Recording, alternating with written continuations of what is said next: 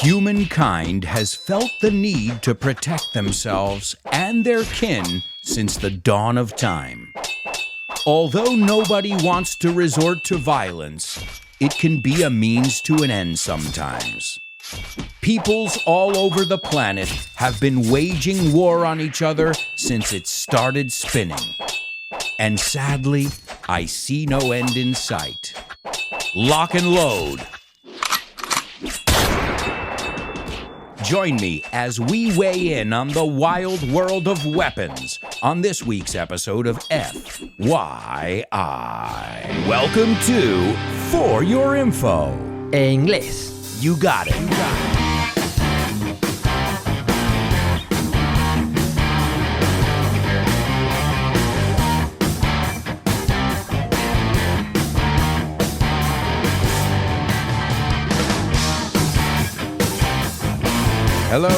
Hello, and welcome to another exciting edition of FYI. Today we are going to look at the wild world of weapons. And I'll start off with a disclaimer. I don't like weapons in general. Okay, do they have a purpose? Yeah, back in the day, people needed to hunt for their food. So like everything, I guess it's a double-edged sword. Oh, wait, there's our first idiomatic expression. I think in Spanish you say arma de doble filo. We say it's a double-edged sword. And if you noticed, I didn't pronounce the W. I don't say sword, I said sword. So for the record, I don't like weapons, I don't like violence, or anything associated with violence. I've always considered myself a bit of a barefoot hippie. Barefoot means with no shoes on, and I think you know what a hippie is. I stick to the motto, make love, not war. So today we're going to take a look at weapons, like them or not. But this is one of these episodes where I'm going to learn a lot too, because I don't know the first thing about weapons. I know some people in my country, they can name every weapon as if it were a car model. I can't do it with cars or weapons. You know I can name every plane, though. But we're not here to talk about planes today. We're here to talk about weapons. But wait a second. There's a connection. Many planes carry weapons and are made specifically to cause harm. Think of a bomber or a fighter. See, we're talking about aviation already, and I need to stay on topic. Let's start with our intro over here. I started out by saying humankind has felt the need to protect themselves and their kin. And your kin is your relatives, your family members. And I guess that's a logical thing. Who doesn't want to protect their family members? And we've been doing this, humankind, since the dawn of time. And the dawn of time is the beginning of time. Dawn is another way to say the sunrise. A lot of times you'll see in American parks, they're open from dawn till dusk, or closed from dusk till dawn. I think you probably know it from a song. I've been with you from dusk till dawn. I've been with you from dusk till dawn. It's a really cool song if you haven't heard it. And it's got that alliteration that you know I love, dusk till dawn. Also, if something dawns on you, it occurs to you. It's a very common way of saying, it dawned on me. I couldn't figure out the answer, and then it dawned on me. So it's a very useful word. Then I said, although nobody wants to resort to violence, and to resort to es recurrir a in Spanish. Some people believe that violence should be used as a last resort. Speaking of resorting to. See, we're always playing with words here on the show. And then I said it can be a means to an end. And I think that one's self-explanatory. And then I said something weird, and I'm sure some of your ears perked up. I said peoples all over the planet. And I know what you're thinking. What do you mean peoples? I thought it was people. Well, we have an exception in English. You can say peoples when you're talking about all different cultures. I think it would be more like gente de diferentes naciones. The same way we can use persons as a plural, but it's more used in police work. They filed a missing persons report. For all intents and purposes, say person and people. Just take note, there are a few exceptions. Then I said, we've been waging war on each other since it started spinning, and to wage war is to declare war. And I wrapped up by saying, sadly, I see no end in sight. Well, of course, it's big business, the war machine. And then I used an expression which I don't even really know what it means, but I've seen so many movies with guns. And yes, we're going to talk about violence in movies as well. But I've seen so many movies with guns that I know what people say. And I've heard it, I would say, thousands of times. Lock and load. And to load the gun is cargarlo. Again, I'm no expert here. I was just going to say I've never fired a gun in my life, but that's not true. I once did my TV show, English on the Go, and we filmed it at a police academy. And they let me shoot a gun, but I have no idea what kind of gun it was. But I have to admit, it gave me a certain sense of power. But I don't think I would ever go to a shooting range and do it as a hobby. But I get how some people could get addicted to that feeling. And then I wrapped the intro by saying, join me as we weigh in on. And to weigh in on means to give our opinion on. Oh, and if I didn't mention it before, I've heard people say weapons a million times.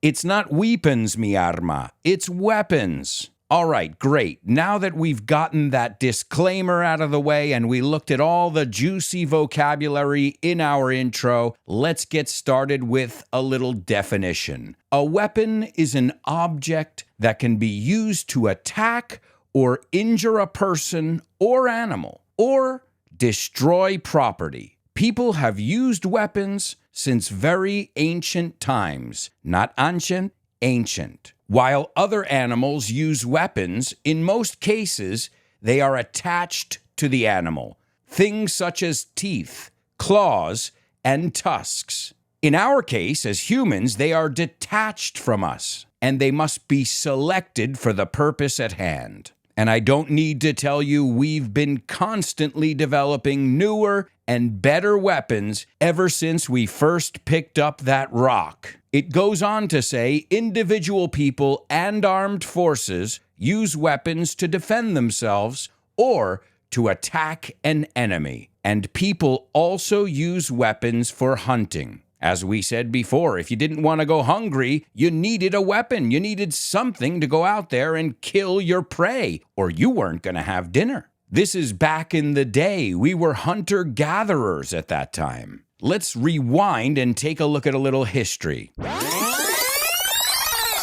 The first weapons were things such as stones and wooden clubs. Every time you see a drawing of a caveman, you see him with a club in his hand. Also, police carry clubs in the modern day. And back in the day, they used to use these objects to protect themselves and to hunt for food. Some of the oldest remains that have been found were ancient weapons made of stone.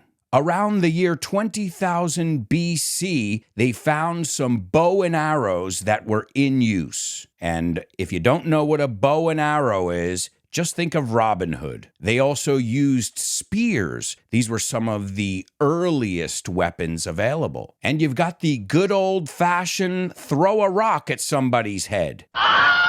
Well, as you can see, we've gotten a little bit more advanced since then. We don't have to get our hands dirty anymore. But let's not jump too far ahead. Later on, ancient people made weapons out of bronze and iron. And obviously, this was during the Bronze Age, when they were discovering all the possibilities of metals. And this is when they started to develop special swords, spears, and bow and arrows, as we said before. So we know some of the earliest warriors who went out to battle had spears, bow and arrows, and swords. And don't forget, they also needed to penetrate these big, thick city walls and castles. Now things are made of brick and can be easily penetrated. But back then, these were big rock walls. They were impenetrable, or so it seems, until the catapult was invented. And obviously, this was a weapon that could throw something over one of these large walls.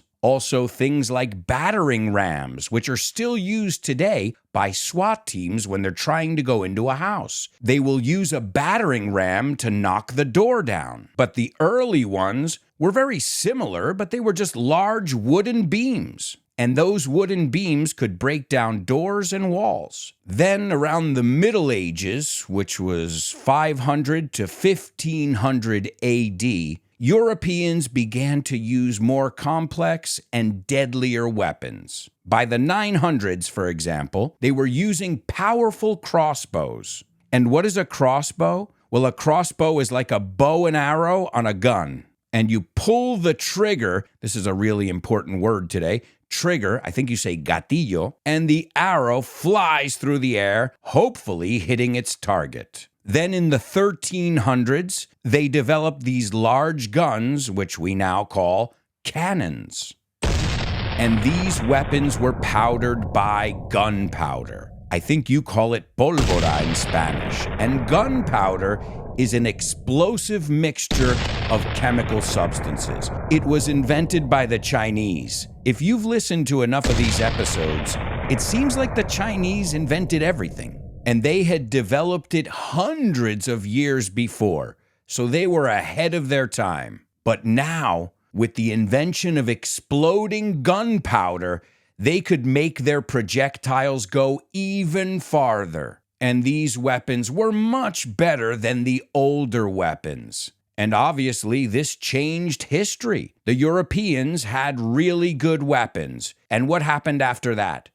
They conquered most of the world. And it wasn't until the mid-1400s that the Spanish invented the first gun. Hey, China's always in there, but Spain's always got their 2 cents in there too. Their 2 cents is su granito de arena. Yeah, we've contributed a lot of stuff. Mops? Come on, what would we do without mops? The predecessor to the helicopter. And did you know?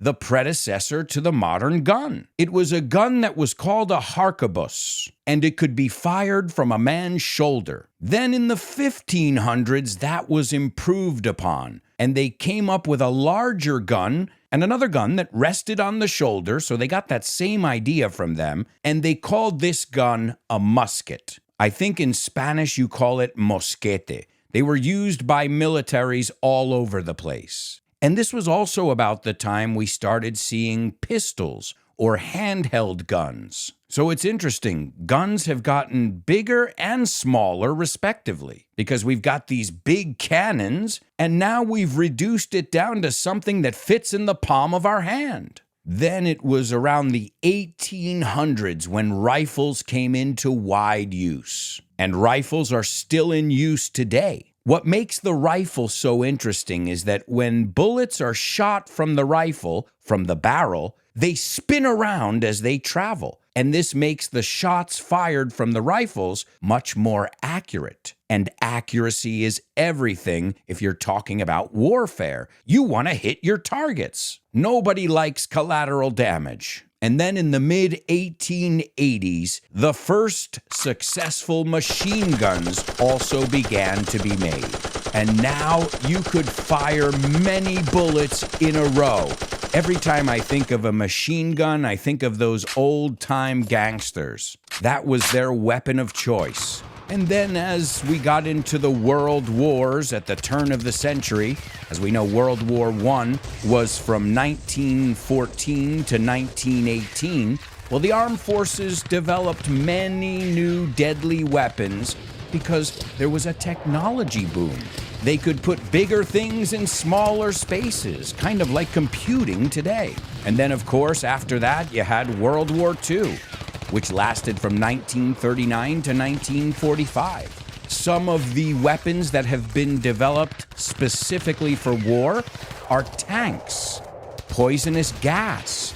How many times have you heard about the Vietnam War and they talk about Agent Orange and all this chemical warfare?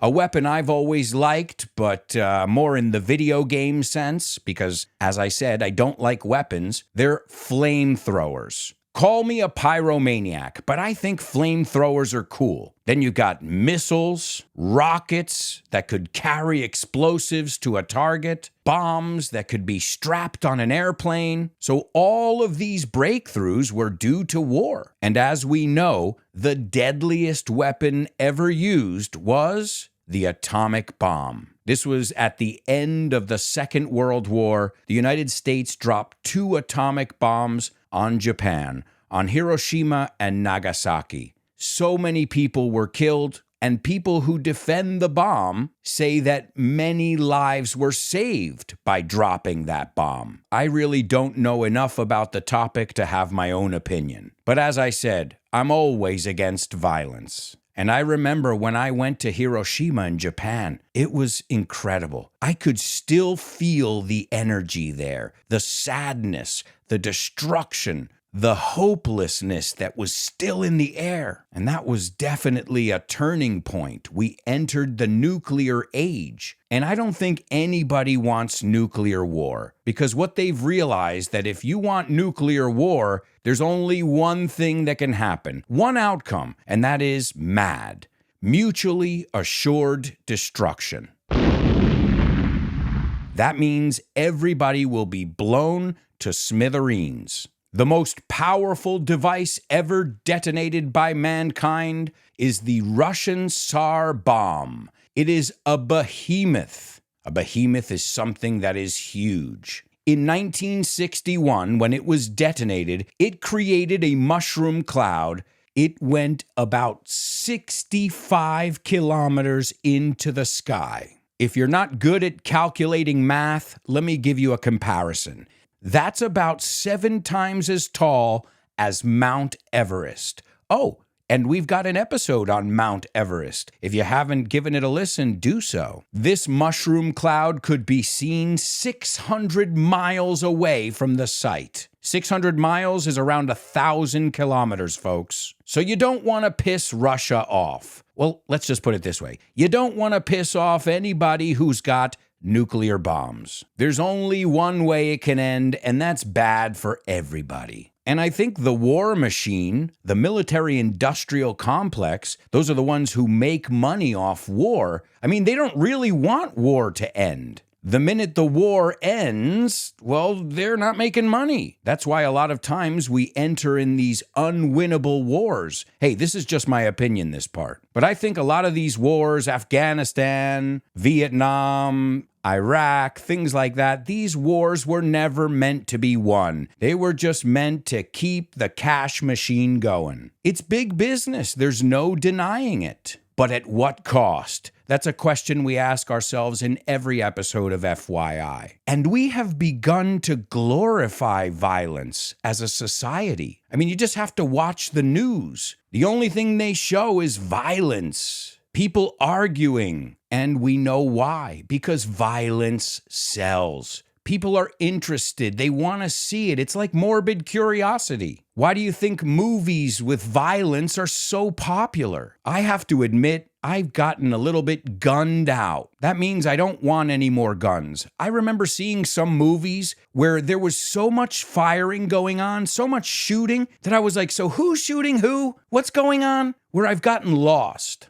And I understand in order to tell some stories, you need violence. You can't tell the story of the mafia and keep it all clean and family friendly. But also glorifying violence, showing people, pulling out guns as if they were pieces of gum, I don't think is good for young people, especially when we're so impressionable. So I know I sound like a concerned dad here, but there is much too much violence in video games, in movies, in pop culture in general. Now, the other side of that coin, I don't expect my TV or Hollywood to take care of or to raise my daughter. So parents who say, it's the video games, they're making the kids violent. Well, you're the parent. You have to be the one who says, not in my home. So there's, that's a gray area too. Okay, things are violent, but also you as a parent, you can also decide what comes into your home. We don't buy my daughter gun toys. My parents never bought me gun toys. So for us, guns were just something that was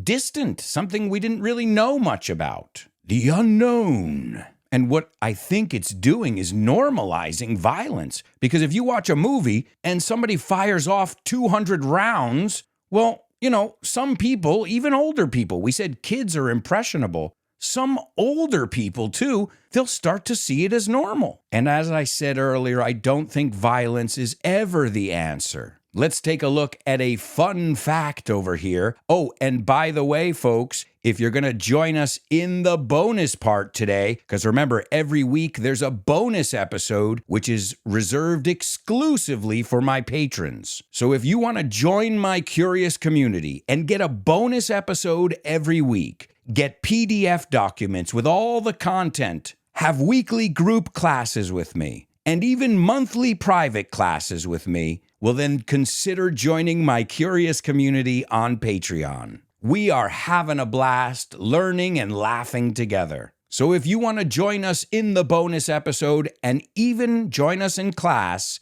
go over to patreon.com/Alberto Alonso and take a look around. And of course, let me know if you have any questions. In the bonus episode today, we're going to take a look at other kinds of weapons, tons of fun facts, and we're going to look at a lot of idiomatic expressions that have to do with weapons. All that and much more in the bonus episode. And again, that's reserved exclusively for my students on Patreon, along with all the other bonus content. And speaking of my patrons, I'd like to send a shout out to each and every one of you, especially my super duper students, Lina, Javier, Paco, Roberto, Jose Maria, and Mila. And don't forget about my interstellar students, the ones who get a monthly class with me, Carmen, Isa, Paco, David, and Edgar. Join our exciting English class on Patreon. We're expecting you. Okay, where were we? Oh, right, we were going to give you a fun fact. Just a little teaser to whet your appetite. Are you familiar with the Uzi? I think in Spanish you say Uzi. Well, then how do you know the difference between ICU, la Uzi, and Uzi? Hey, that's confusing. Well, either way, in English, it's Uzi, which is a submachine gun. We know it from movies, as I said. But did you know how it got its name? It's named after an Israeli arms expert. But this guy didn't want it to be named after him. His name, Uzi Gal. And he invented the Uzi in 1956. Well, guess what? Israel ignored his wishes. And they decided to name it after him anyway. Tough luck, buddy. Oh, and of course, since he was a state employee, he didn't make too much money off his invention either. We'll look at more fun facts in the bonus episode. We're going to wrap up the first part of today's show with a quote from The Art of War by Sun Tzu, a military strategist and advisor to a king in China. And this was around 500 BC. The greatest victory is that which requires no battle.